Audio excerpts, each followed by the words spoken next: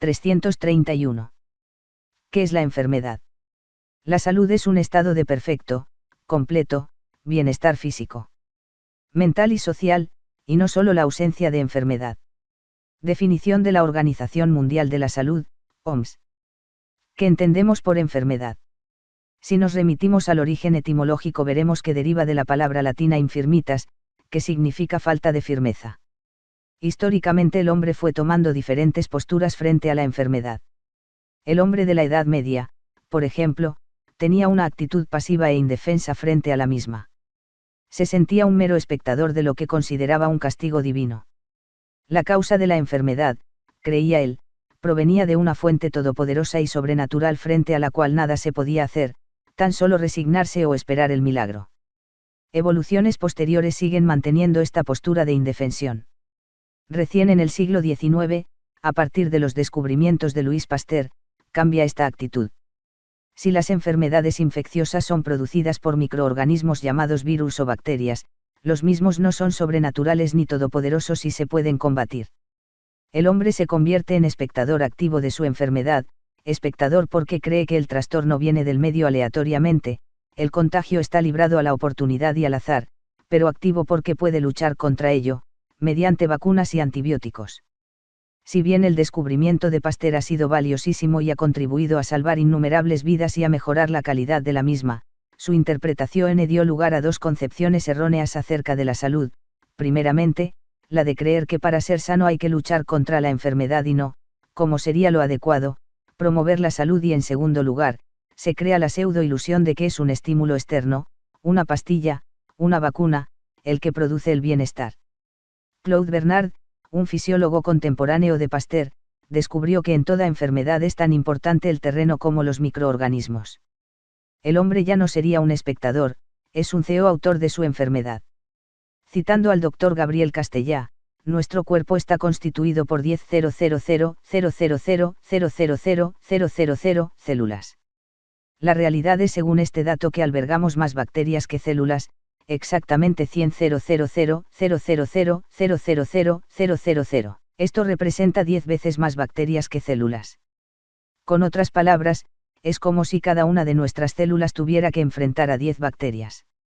Se estima también que, por día ingresan al torrente sanguíneo 100 millones de bacterias a través, principalmente, del intestino.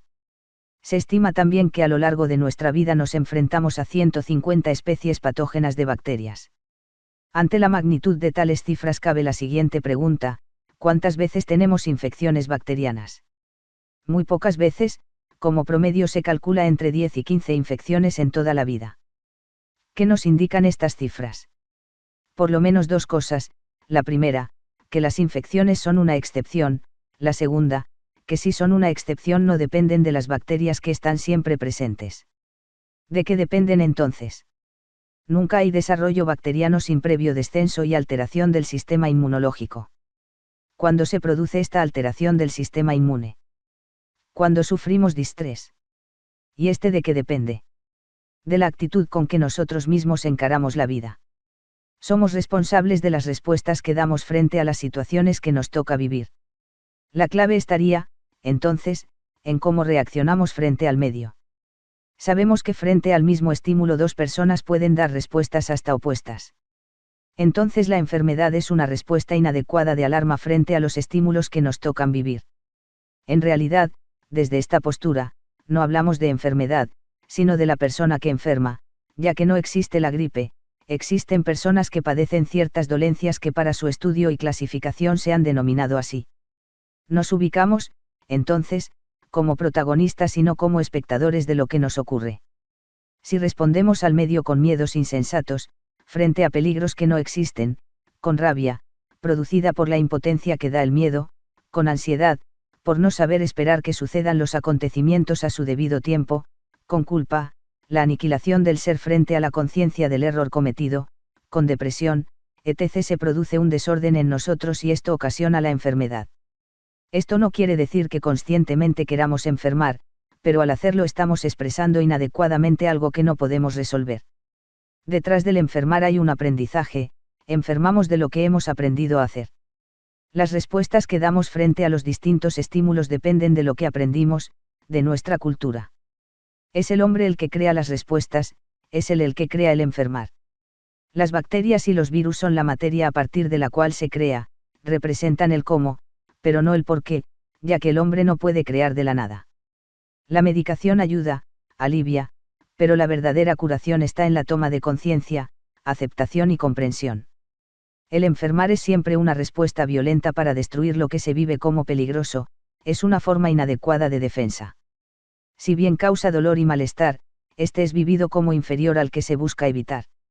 Hay una alteración de la comunicación, que en la salud debiera ser fluida y buena. En la enfermedad es muy importante la memoria que está ligada al aspecto afectivo de nuestros aprendizajes. Todo enfermar es un acto de memoria y, en sentido amplio, abarca también nuestra memoria ancestral contenida en el programa de vida. Muchas enfermedades son producidas por aprendizajes potenciados por varias generaciones. La enfermedad no es un accidente que irrumpe desde afuera en el rumbo de una vida, sino una vicisitud biográfica dotada de sentido. El hombre enfermo lleva en su cuerpo una historia que no puede soportar, sus órganos expresan lo que sus labios callan. La gran mayoría de la comunidad civilizada interpreta que enfermar es sufrir un proceso que la ciencia concibe como el efecto de una causa. Un proceso de cuyo tratamiento se ocupan los médicos. Gracias al desarrollo de la ciencia y de la técnica, la medicina puede hacer hoy por el enfermo muchísimo más de lo que ayer hubiéramos podido siquiera imaginar. No solo ha descubierto la penicilina, el escáner, el trasplante cardíaco, la cirugía con rayos láser o los anticuerpos monoclonales. También ha comenzado a descubrir que las enfermedades físicas son manifestaciones de un drama oculto que compromete la vida entera del enfermo. Muchas enfermedades son rápidamente derrotadas, pero a medida que la medicina progresa en su capacidad de responder a cómo se ha producido una enfermedad, va quedando cada vez más insatisfecha la antigua pregunta, con la cual la enfermedad siempre nos enfrenta: ¿por qué ha sucedido? Alguien preguntará, por ejemplo, ¿por qué me he enfermado de difteria? ¿Por qué se ha contagiado?, se le contestará. Pero en realidad el contagio no es razón, el contagio no ocurre en todas las circunstancias ni en todas las personas expuestas a él. Si se indaga un poco más, se verá quizá que hay un terreno propicio, una debilidad. Pero si uno va hasta el fondo del asunto, ve con toda claridad que la razón última no se conoce. No basta con decir que nos hemos contagiado, o que hemos tomado frío, o tuvimos mala suerte, o malos hábitos, o una predisposición que nos viene de familia. Volvemos entonces a preguntarnos, ¿por qué? O sea, ¿cuál es el significado de la enfermedad, en función de la persona completa que somos, y no en función de un mecanismo expuesto a los avatares físico-químicos, al traumatismo o al desgaste? Estamos acostumbrados a pensar que una enfermedad es un trastorno material, y cuando aceptamos que lo psíquico influye sobre el cuerpo, pensamos en lo psíquico como en una fuerza capaz de generar una alteración en la maquinaria de nuestro cuerpo. Aunque admitimos que lo psíquico puede ser una causa, nos cuesta creer que por sí solo pueda generar una enfermedad en serio, en la cual intervengan, por ejemplo, los microbios. Tal vez pensamos lo psíquico pueda haber iniciado el proceso que conduce a la enfermedad, a través del vicio, del abandono o del descuido, pero una vez que ella se ha establecido, el tratamiento requiere algo más, nos decimos, que psicoterapia. Durante el ejercicio de la medicina nos hemos habituado a pensar que la mejor terapéutica es la etiológica, la que apunta a corregir la causa. La tarea consiste entonces en identificar el trastorno, descubrir su causa, y suprimirla para hacer desaparecer el efecto. Freud, investigando la histeria, descubrió que sus pacientes padecían de reminiscencias. Existía un grupo de ideas, separadas del resto de la vida consciente por haber sido reprimidas, recuerdos intolerables como tales, que encontraban una vía de salida convirtiéndose en los síntomas.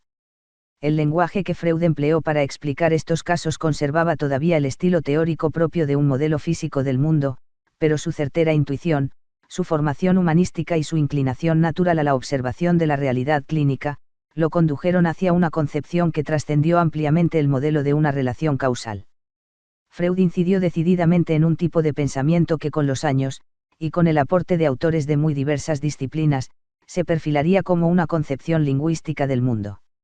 Según esta, a pesar de que solemos explorar el universo como si se tratara de una gigantesca maquinaria de reloj, no debemos olvidar que es igualmente fructífero, para el avance de nuestros conocimientos, contemplar sus fenómenos como otros tantos signos lingüísticos que remiten a una unidad de sentido. El conocimiento de lo que una enfermedad concreta representa como capítulo de la biografía de un hombre suele ser más importante que obtener su alivio. Así, comprender un infarto no es comprender cómo se produjo, la mecánica del paro cardíaco, o la causa que lo desencadenó, sino por qué o para qué se produjo. Tal vez, porque hay en la vida de ese individuo algo ignominioso, algo intolerable que no quiere ni puede reconocer. Los permanentes cólicos renales, no estarán hablando de una ambición inconfesable.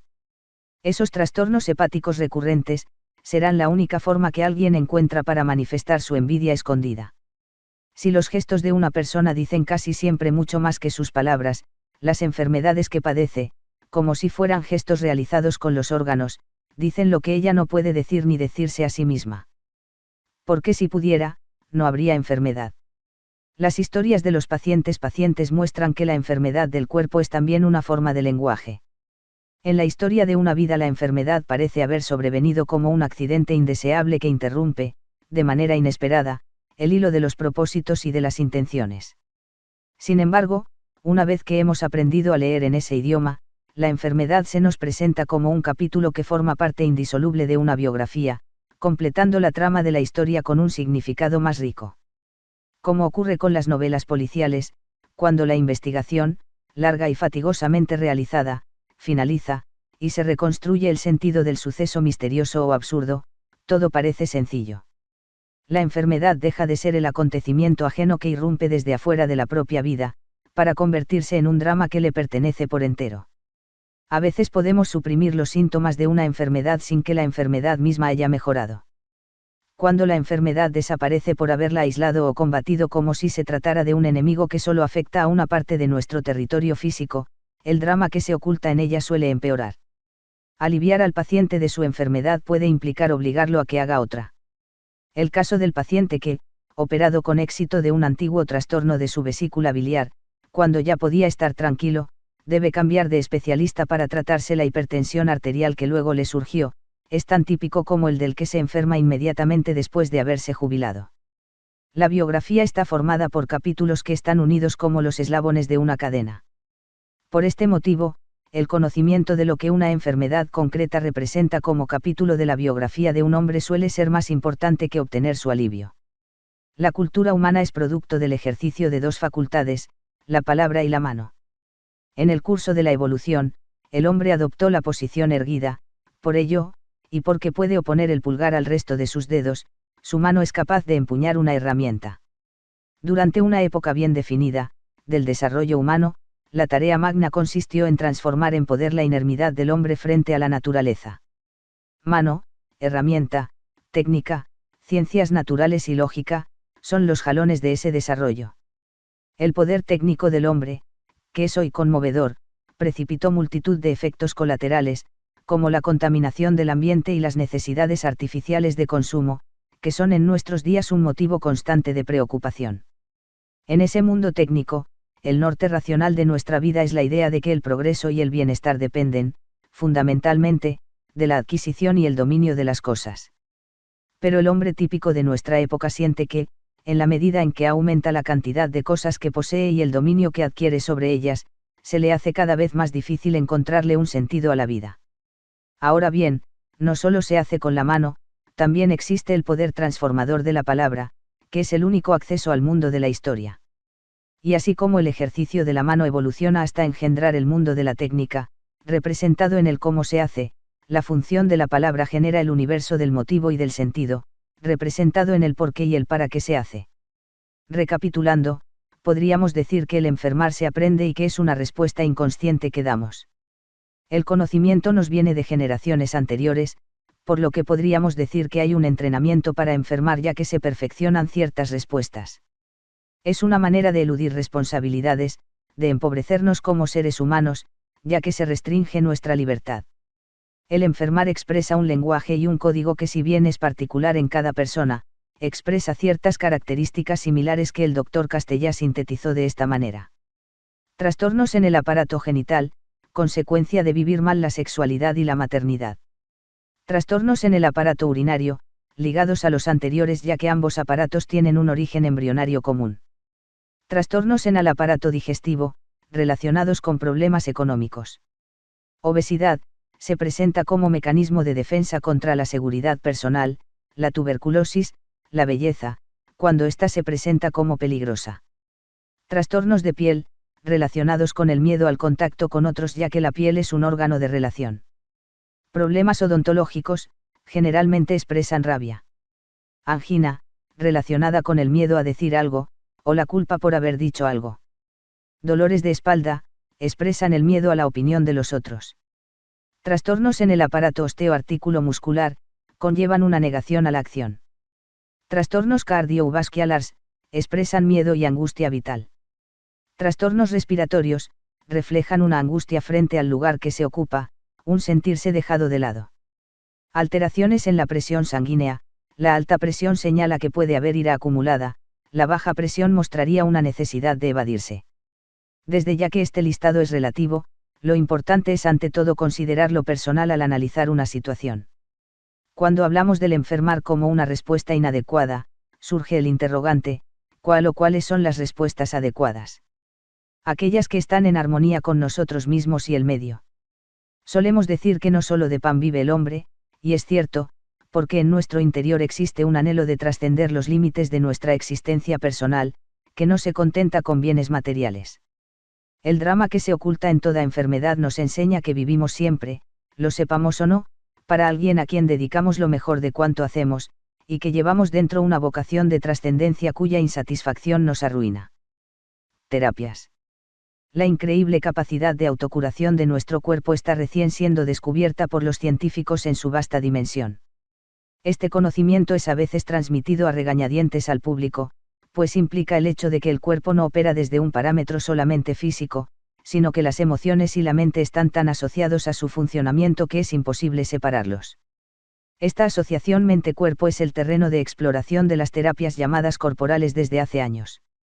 Existen muchas técnicas que pueden incluirse bajo este rótulo. ¿Qué buscan? Que te reencuentres con la sabiduría innata de tu cuerpo, que escuches sus mensajes, que te hablan de conflictos reprimidos y de maravillosas vivencias a la espera de ser conocidas, que lo libras de corazas y tensiones a que lo sometes para dejarlo expresarse en la gracia natural que todos poseemos cuando lo sentido, lo pensando y lo actuado se unen desde el corazón. ¿Cuántas terapias corporales existen? Decenas, antiguas y modernas. Probablemente, las más tradicionales sean las que trabajan con la energía, un concepto fundamental en este campo. Esta circula por el cuerpo por canales o meridianos, que están relacionados con distintas funciones físicas, emocionales y mentales. Existen varias formas de actuar sobre estos meridianos: acupuntura, shiatsu, doin, digitopuntura, reflexología, etc. Las tradiciones orientales llevan el concepto de energía más allá de lo físico, implicando la movilización de varios cuerpos sutiles, de diferentes densidades, con 7 puntos primarios, los chakras. La conciencia y alineación de estos cuerpos, su armonía con lo divino, es la base de varias escuelas, como el yoga, la meditación, el tai chi, el reiki, el healing, etc., para nombrar exponentes de diferentes culturas. En Occidente, se pueden encontrar técnicas como el método Mecieres, que hace hincapié en elongar la musculatura posterior, evitar la rotación interna de los miembros inferiores y el bloqueo diafragmático. Una seguidora de este trabajo es Therese Berterat con la antigimnasia. La eutonía, de Gerda Alexander, busca la adaptabilidad del tono muscular a los cambiantes estímulos tanto interiores como exteriores, en lugar de la fijación a uno al que estamos sometidos sin darnos cuenta. Es un método muy sutil de exploración consciente, en las antípodas de los que recurren a la manipulación del sistema muscular y conectivo u osteoneuronals, como el rolfing, la osteopatía o la quiropraxia, en los cuales el terapeuta realiza masajes o alineaciones específicas. Y ya que menciono los masajes, estos también tienen una larga tradición. Diversas escuelas se han influenciado mutuamente, dando lugar a un enriquecimiento en su aplicación y sus efectos, que los han convertido no solo en placenteros y relajantes, sino también en terapéuticos. Otros caminos biomecánicos son la técnica Alexander, que prioriza el área de control primario, esto es, la relación entre cabeza y columna, y el método Feldenkrais, que busca reprogramar el sistema nervioso, haciendo que cada movimiento sea más eficiente y económico, mediante manipulaciones suaves o por ejercicios simples, que persiguen ampliar los límites a los que nos circunscribimos. En el terreno de la relación mente-cuerpo ha influido largamente la labor del Dr. Wilhelm Reich, un médico psiquiatra contemporáneo de Sigmund Freud. Reich descubrió que las experiencias emocionales de las personas han cortado la fluidez, constituyendo bloqueos musculares, corazas de carácter. La tarea de la terapia es concientizarlas, a fin de que emerjan los contenidos mentales y emocionales subyacentes y solucionar conjuntamente la disolución de la coraza física y el componente psicológico que lo ocasionó. Restituir el libre flujo de energía significa recobrar el estado original de bienestar y unión con el universo que nos es natural. Pareciera que Oriente y Occidente se vuelven a unir. Uno de sus discípulos, Alexander Loven, es el creador de la bioenergética, una terapia que aúna la liberación física de los bloqueos mediante respiración, ejercicios, masajes y expresión emocional y el enfoque psicoanalítico en su resolución. Otros terapeutas han seguido los postulados de Reich, enriqueciéndolos con propuestas espirituales, como John Pierracos, Core Therapy, David Boadella, biosíntesis, Roberto Assagioli, psicosíntesis. Legacy Toult, creación de Fritz Perls, si bien no es estrictamente una terapia corporal, se apoya en la experiencia directa del aquí y ahora, en el darse cuenta de lo que sucede en cada instante, y se ayuda de las reacciones corporales para ello. A esta altura, ya debes estar desintegrándote con tanta diversidad de técnicas. Es hora de integrar, entonces. Existen terapias que justamente proponen la concientización de la unidad que realmente somos de cuerpo, mente, espíritu. Y no solo del paciente, sino también del terapeuta. Este debe trabajar continuamente en su propia alineación, a fin de crear el espacio necesario para que el proceso de sanación ocurra. Se trata de establecer una comunicación fluida de ser interior a ser interior, en la que ambos se enriquezcan mutuamente. Que no se lleve por reglas fijas de tecnicismos, sino por la escucha intuitiva y abierta de las necesidades profundas del paciente, para poder así abrir canales que le faciliten el acceso a su propia fuente interna de sabiduría y bienestar. Para ello, el terapeuta utiliza algunos de los métodos citados, sin atarse a ellos en forma dogmática, ya que la flexibilidad en la respuesta es su don. Cada persona es diferente y atraviesa distintas etapas, en las que será necesario a veces abordajes físicos, sean suaves o movilizadores, exteriorizaciones emocionales, reflexión, energía, conexiones espirituales o quizás bailar o dibujar, todo sin olvidar jamás que somos una unidad, manifestada en un cuerpo físico. Muchas veces se escucha quiero cambiar. ¿Qué cambia? ¿Quién? Primero, es necesario aceptar lo que eres y luego amar lo que eres. Adriana Schnake dice, lo que somos es siempre mejor que la fantasía de lo que queremos ser. Ya eres perfecto. Ya tienes lo que deseas para hacer lo que anhelas. Ya eres suficiente tal cual eres, como dice Richard Moss. La tarea consiste en despejar los velos que lo cubren, en iluminar las sombras, a fin de que la luz emerja de allí donde siempre está, para seguir creando con el universo. Cuerpo, mente y espíritu, ya sabes, materia, luz y poder juntos. Fin. Fin de este capítulo.